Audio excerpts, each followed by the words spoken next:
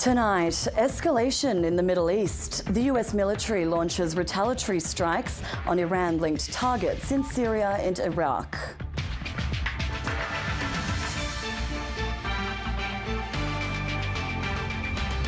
The Territory Opposition leader flags the return of spit hoods for children if it wins the next election. The remote community marking a new era in the Territory's justice system, bridging the gap between colonial court and traditional law. And the Socceroos crash out of the Asian Cup in the quarterfinals. Good evening, Isabella Tolhurst with ABC News. Nearly a week after 3 American soldiers were killed in a drone attack, the United States has responded.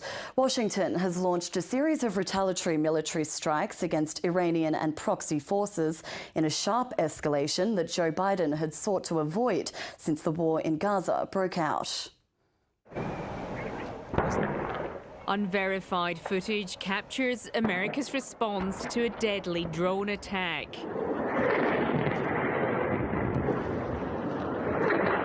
This among 85 targets at 7 facilities said to have been hit. 3 of the facilities are in Iraq, 4 of them are in Syria. Numerous aircraft, including B-1 bombers dispatched from the United States, were involved in this operation, firing more than 125 precision-guided munitions over the course of about 30 minutes. The US says the sites are used by Iran's Islamic Revolutionary Guard Corps Quds Force and their affiliates, who they say are involved in a recent surge of attacks on US personnel. Officials say they're still assessing the damage, but believe the operation has been a success. The strikes are retaliation for last weekend's attack on a base in Jordan. At the time, the president said it would not go unanswered. And he's warning there's more to come. Our response began today. It will continue at times and places of our choosing. Let all those who might seek to do us harm know this. If you harm an American, we will respond. The White House is trying to strike a delicate balance here. It wants to send a clear message to Iran that attacks by its affiliates on US troops won't be tolerated. Yet it doesn't want to hit with such force that Tehran feels compelled to retaliate. 3 service members were killed in the Jordan attack. Today, their remains were returned home. These ceremonies have become infrequent as the US seeks to extract itself from foreign wars. The reverberations from the war in Gaza now threatening to change that. Barbara Miller, ABC News, Washington. The Iraqi government has described Washington's retaliatory strikes as a violation of its sovereignty. Syria is reporting a number of people have been killed. Here's more from Global Affairs editor John Lyons in Jerusalem. This is certainly a major escalation in the Middle East. 85 different strikes in 2 different countries. This is the first time that the US has struck both Syria and Iraq simultaneously. The significance of this is that Washington has not hit Iran itself. It's hit Iran's proxies in Syria and Iraq. It's hit facilities connected to Iran's Islamic Revolutionary Guard. They're the enforcers of the regime in Iran. The US is wanting to say to Iran, if you jeopardise any of our facilities in the Middle East, there will be reprisals. Both Syria and Iraq have said it's a breach of their sovereignty, and they've expressed their great concern about this. However, it's almost certain that in coming days there will be more reprisals by America, more strikes. Months out from a Northern Territory election where crime is building to be the big issue for voters, the opposition leader Leah Finocchiaro has suggested the CLP will reverse bans on using spit hoods on children in the Territory's youth detention centres if it wins government in August. The ban would also be reversed in watch houses. A controversial restraint banned in NT youth prisons since a landmark royal commission that could come back into use if the Country Liberal Party wins the next election. If you don't want to have PPE like a spit hood put on you, then don't spit on our frontline workers.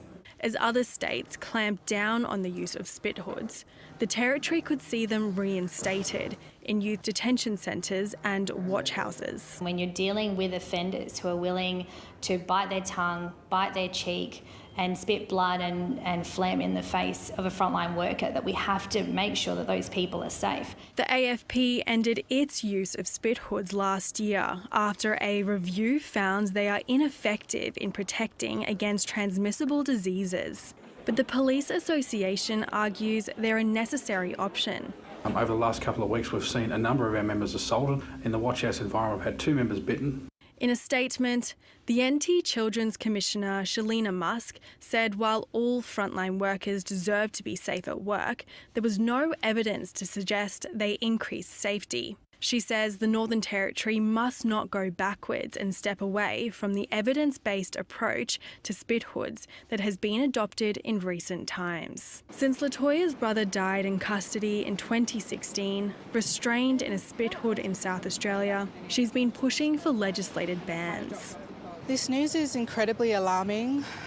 It feels, completely like we are stepping backwards into archaic days. While not committing to prohibiting spit hoods in law, the Minister for Territory Families says they don't need to be brought back. We have used PPEs in the past. We have not needed those spit hoods since we've ruled those out.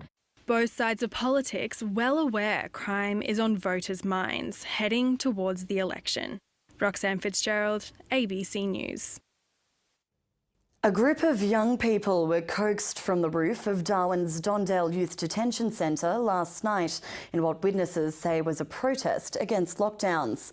A Territory Family spokesperson says the detainees managed to get onto the roof for several hours before being led down by staff without police intervention. Eyewitnesses and advocates say the group were heard yelling and protesting against extended periods of lockdown in the maximum security wing. They were waving, they were throwing their hands up, screaming, and then I was like, what are you saying? And it was, freedom, we're free, it's freedom, we're locked down for too long. We're from H Block. And those were the comments. The Groote Eylandt community is celebrating a major milestone in justice reform. Community courts and law and justice groups have been established as part of the Northern Territory's Aboriginal Justice Agreement, meaning locals will now have a say in how their community members are sentenced in court. Surrounded by crystal blue waters, a new era in the Territory's justice system has emerged. It's a day of celebration. Where colonial courts meet traditional law on land the Anandiliaqua people share with the largest manganese mine in the world. It's years of work by the Aboriginal Justice Unit and the community finally coming to fruition. We knew this community had strong leadership in people like Tony and others, and why wouldn't you grab it? Why wouldn't you grab it and run alongside of that? Groote's new Law and Justice Group is the backbone of justice reform, guiding the new community court to sentence low-level offenders in culturally appropriate ways. The community court system will work alongside, not replace, the current Bush Circuit Court. An offender must plead guilty to an eligible offence and be given permission by a judge to be sentenced in the community court. There, the local justice group will be able to give advice on what their punishment should be. It's still the same Sentencing Act, so we still use all the same powers. There's no additional sentences that we give. But what is different is that the community will come up with some of the solutions that they think are going to work for that person and for the community. The Attorney-General rejected any suggestion the system would pave the way for so-called payback or spearing. Every consequence that is being delivered through this program is in line with international human rights declarations and making sure that those are the appropriate sentences in place. Meanwhile, just outside of the main town sits another milestone in the Territory's Aboriginal Justice Agreement. The Alternative to Custody facility, or healing centre, is the second of its kind in the NT. It's on-country rehabilitation designed to mean fewer men are sent to jail in Darwin. Despite initially being tipped to open late last year, the $13 million program is now expected to be ready next month. Melissa McKay, ABC News, Groote Eylandt. Two of Victoria's most popular summer holiday destinations are grappling with separate drownings in a horror day on the state's waters. The first happened early this morning at Barwon Heads when a simple fishing trip turned deadly. A boat upside down on the shoreline of Raffs Beach at Ocean Grove. Emergency services workers are on the sand. This is the scene of a summer tragedy. So it's really sad. We saw the boat upturned earlier on. Yeah, it's tough. These are our people. It's an absolute tragedy. Two mates going for a fish took off in this tinny from Ocean Grove at 6:30 a.m. Less than 30 minutes later, they were in trouble. They've headed out through the river mouth at Barwon Heads and come across some large waves. Unfortunately, the boat has capsized as a result. Both men were in the water. A 61-year-old Moriac man managed to get on top of the boat. His mate, a 66-year-old from Anglesea, was trapped under the tinny. We believe he was entangled in some rope or possibly the anchor roping, and he wasn't able to free himself, and the surviving fisherman wasn't able to assist him to get him out either. Three members of the public on jet skis arrived a short time later. They brought the younger man to shore with only minor injuries. Sadly, the 66-year-old was unresponsive. He died at the scene, the 19th fatal drowning this summer. Ocean Grove is a very safe, family-friendly beach, and for this to happen here, it's a tragedy all round. Today, surf lifesavers were patrolling the river mouth at Barwon Heads. Conditions early this morning were choppy and the swell was larger than normal. Because the water pools with the tides, it can get hard to negotiate at times. It's a good tuna area that they have out here, so there's a lot of boats that were going out through the heads, but a lot of boats didn't want to go out because of the size of the waves. Hours later, a scuba diver was pulled from the water at Rye on the Mornington Peninsula near the pier at 10 a.m. He was given CPR but couldn't be revived. As thousands are enjoying the warmer weather at Victoria's beaches and popular holiday spots, authorities are again at pains to emphasise you can never be too safe around the water. It's just a reminder, obviously, this time of year, with make sure you're wearing your life jackets, look after your friends and family out in the water. If there's lifeguards on duty, swim between the flags. A plea for safety first. Mike Lorrigan, ABC News, Ocean Grove. A mother and her son have been found dead in their home in Adelaide's northwest this afternoon, with a neighbour expected to be charged with their alleged murders. Police say the victims were found with significant injuries. Detectives are now calling for information from the public to assist their investigation. Police were called to a home on Rosetta Street, Rosewater, just after 1 this afternoon, after a family member made the shocking discovery finding her 76-year-old mother and 55-year-old brother dead inside. They were concerned, so she came around with her daughter, and as you can understand, were confronted with the horrific scenes that they were confronted with. Officers arrested a 43-year-old man who lives across the road and expect to charge him with 2 counts of murder. Both the deceased sustained significant injuries, but at this point in time I won't be speculating on weapons that were used. Police say the motivation for the alleged attack remains unclear. The relationship between the suspect and the occupants of that address is unknown. It is suspected that they were known to each other. Detectives are now calling for public help for any information related to this tragic incident, including dashcam vision or footage taken today or in the days leading up to this event.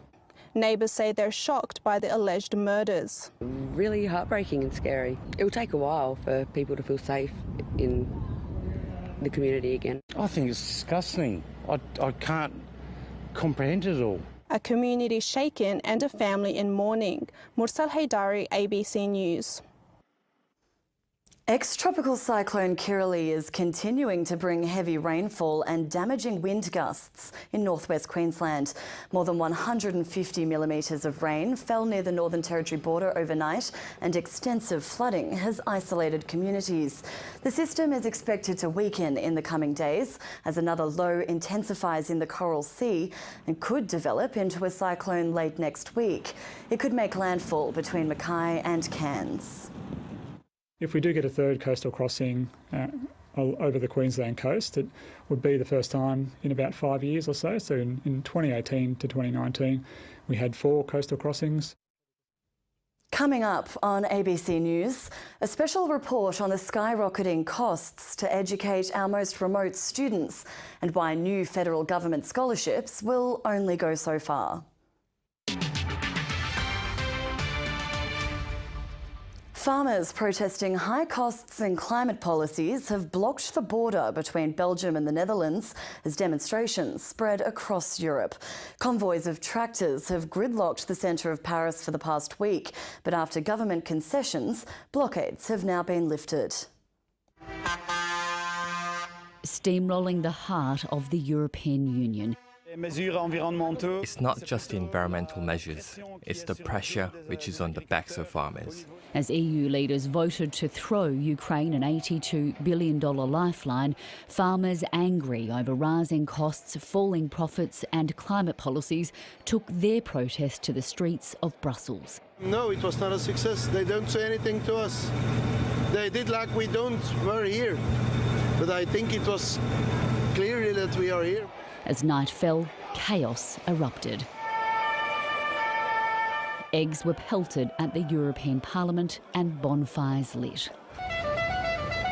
As the hours rolled on, the protests spread to Poland, Ireland, Malta and the Netherlands, where farmers blocked the border with Belgium. We protested in the Netherlands last year and the Belgians came to assist us. Now they are protesting and we are in solidarity with them. But in France, where the protests kicked off, a breakthrough after a week of blockades through the centre of Paris. It's not our job to go and demonstrate, to block the roads, so we're really happy to be going back. The French government agreed to concessions, including cash handouts and tax cuts. I'm not completely satisfied. I'm a little sad. I still have big expectations for the coming weeks, months, to be sure that these are not empty promises. A reprieve in France, but little progress elsewhere. Catherine Diss, ABC News, London. A fortnight after Taiwan elected a new pro-sovereignty president, its military has been conducting drills to show it will be on alert over the upcoming holidays. Chinese ships and planes operate around the island on a near-daily basis, and as expected, activity could increase as the presidential inauguration in May approaches. From the skies to the sea, Taiwan's military says it won't let its guard down. On an army base in the south, under a cloud of smoke, soldiers fight a mock enemy attack. The ROC armed forces have to prepare ourselves very well in order to defend our hometown. This exercise simulates what it might look like if one of China's regular drills around Taiwan turned into a sudden assault. It's taking place at a key time, only weeks after the island's elections, but also just before most Taiwanese go on holidays for the Lunar New Year. Today's exercise includes tactical mobility, assault, and urban warfare. On the opposite side of the island, sailors practice dropping sea mines. This naval base would be a key target in an invasion. Our Navy and Marine Corps have already done all types of preparation work to be combat ready. People can feel safe to go on their holidays.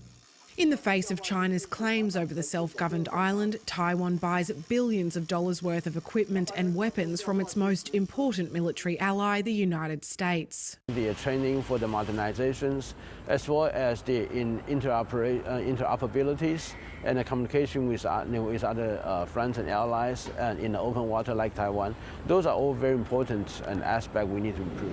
While these exercises are centred on the island's defences over the Lunar New Year holiday period, the reality is the military is going to have to stay alert for many months yet, with Beijing expected to ramp up pressure on Taiwan ahead of the inauguration of the new president.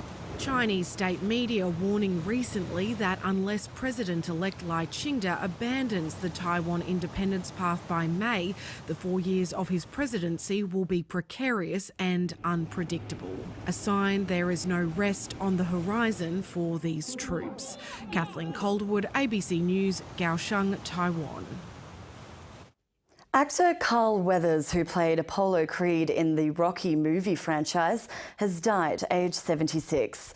Weathers shot to fame for his role as the cocky heavyweight champion opposite Sylvester Stallone. He's being remembered as an extraordinary athlete by his Predator co-star Arnold Schwarzenegger, while Adam Sandler, who Weathers appeared beside in the film Happy Gilmore, says he was truly a great man. In recent years, Weathers earned acclaim and an Emmy nomination for his role in the Mandalorian series. At least 10 people have died and hundreds have been evacuated as bushfires burn through central Chile.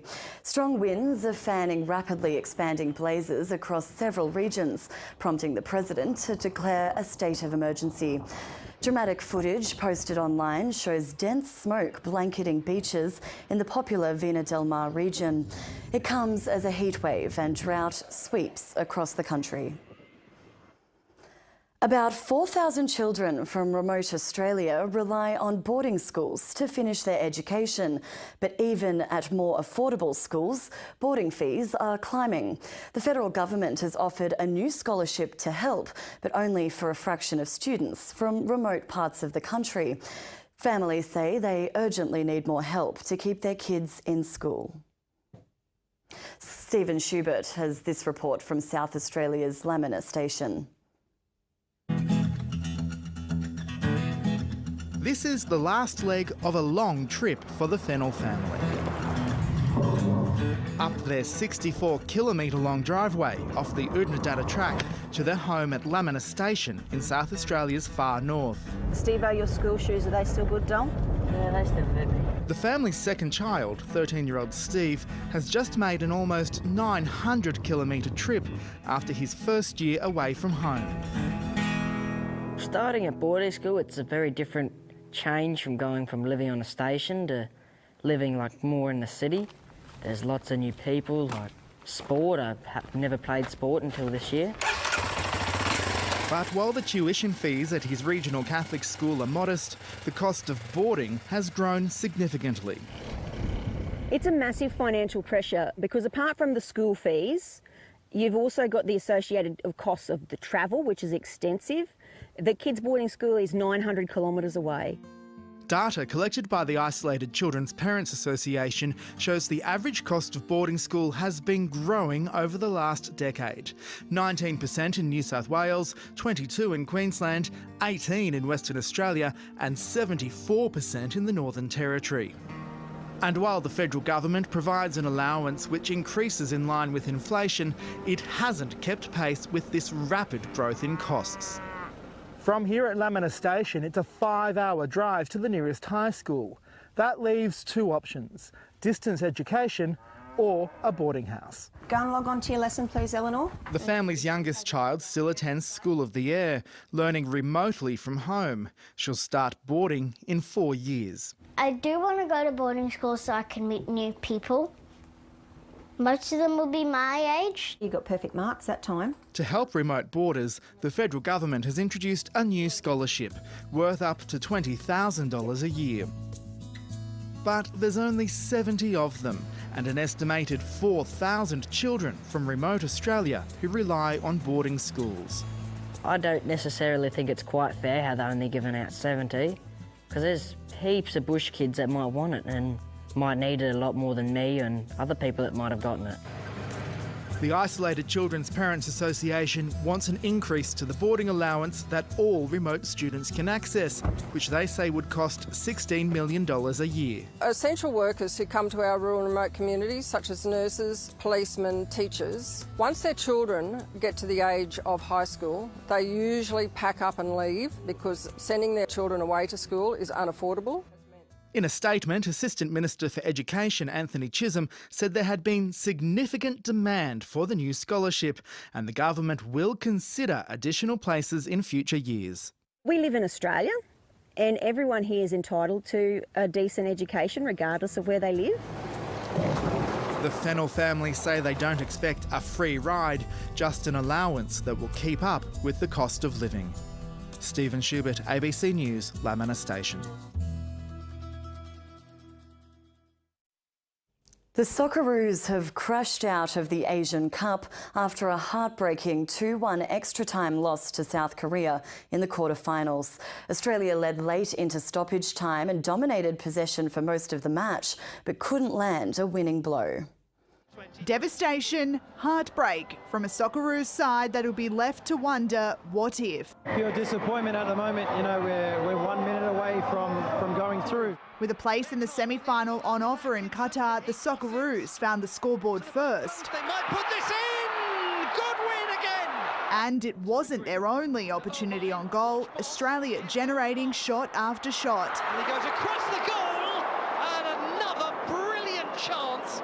It gets down to the individual to put the ball in the back of the net, and if you don't take those chances, you get punished. That's exactly what happened 4 minutes into stoppage time. Penalty. It is a penalty kick. The equaliser sending the match into extra time where South Korea's captain stepped up. It will be Son. It is stunning from Son Heung-min. They're top quality players that they've got ended up getting the job done for them. A late red card didn't help Australia's quest to force it to penalties, with South Korea avenging their 2015 Asian Cup final loss. It's the first time in 17 games that we've lost after going up 1-0. Arnold's young Socceroos bundled out in the quarter-final for the second consecutive time in the tournament. That's the big thing at this moment, is what's next, who's next, and that's what I'm trying to do, to find, as well as trying to win games. South Korea will play Jordan in the semis. Jessica Stewart, ABC News. Australia has thrashed South Africa by 8 wickets in the first Women's One-Day International at Adelaide Oval. The Proteas were bowled out for just 105, with star all-rounder Marizanne Kapp making 50 before she retired hurt after being struck by a ball while running between wickets. Alana King was the pick of Australia's bowlers, claiming 3 wickets. Beth Mooney then smashed an unbeaten half-century off just 34 deliveries as Australia reached its target in just 19 overs. A rousing second half has helped Adelaide beat Western Sydney 2-1 in the Women's A-League in sweltering conditions at Hindmarsh. The Reds had chances to open the scoring, but Chelsea Dorber couldn't find her mark. It came down to a dubious penalty decision to break the deadlock, with Wanderers' Amy Harrison making no mistake from the spot. Alana Blake had given away the penalty, but made up for it when she levelled the scores in the second half. When Chrissy Panagaris scored her first A-League goal, victory was secured, keeping Adelaide's finals hopes alive. Now to the weather, and tonight's weather photo is of a gorgeous sunrise sent in by Jill Gareth. A partly cloudy day today in the north with heavy rains in the east. It was 32 today in Darwin, 35 in Jabiru and 34 on the Tiwis. Zooming out, Katherine reached a high of 36 degrees and it hit 35 in Nhulunbuy. Further south, Tennant Creek reached 37 degrees and Alice Springs 36. On the satellite, a dense cloud associated with ex-tropical cyclone Kirrily covers much of the centre of the country, with storm clouds over northern Queensland and much of the NT. On the chart, a trough lies across the NT from the ex-cyclone to a low over WA. The trough also extends to the east. Taking a look around the country tomorrow, Brisbane and Sydney both partly cloudy and 32 degrees, sunny and 38 in Melbourne, Hobart raining 21, sunshine in Adelaide 36 and Perth partly cloudy 27. Back in the Territory, Alice Springs headed for 39 degrees, Yulara 44 and Tennant Creek 40. Further north, Katherine set to hit 37, Borroloola 41 and Nhulunbuy 35. And in the west, Darwin is heading for a top of 33, 36 in Jabiru and 33 in Wadeye. There's a severe weather warning for parts of the Barkly and Simpson districts for heavy, intense rainfall and damaging winds associated with ex-cyclone Kirrily. The afternoon low tide will be at 4:16 tomorrow and winds will reach up to 15 knots off Darwin. The sun will rise tomorrow at 6:41 and set at 7:20. And looking ahead, warm in Darwin with a chance of rain increasing in the later half of the week. And in Alice Springs, very hot but with some cloud about, clearing midweek and slightly cooler temperatures to come from Tuesday. And that's ABC News for this Saturday night. Thank you for your company. Good night.